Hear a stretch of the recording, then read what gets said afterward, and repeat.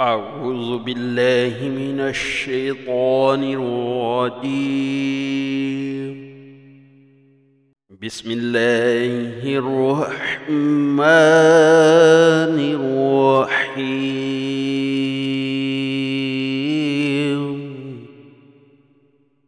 يا بني إسرائيل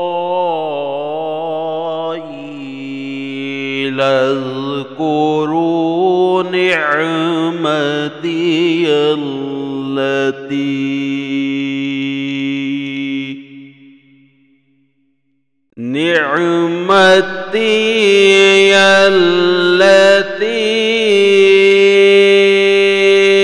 أنعمت عليكم وأني فضلتكم على العالمين.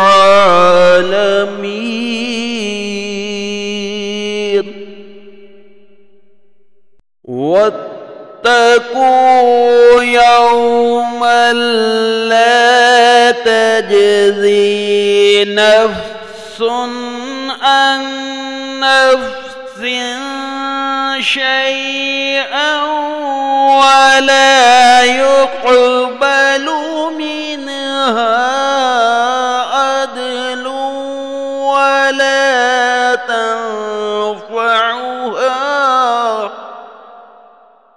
ولا تنفعها شفاعة ولا هم ينصرون.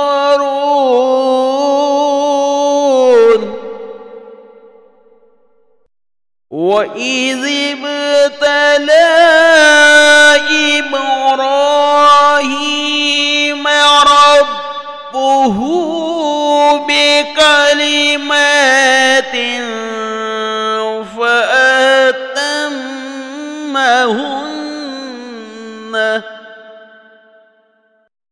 قال إني جاعلك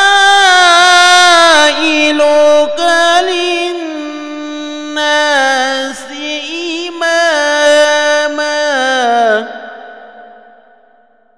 قال ومن ذريتي. قال لا ينال عهد الظالمين.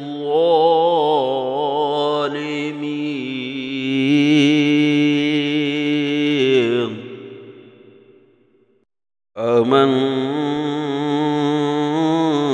بالله صدق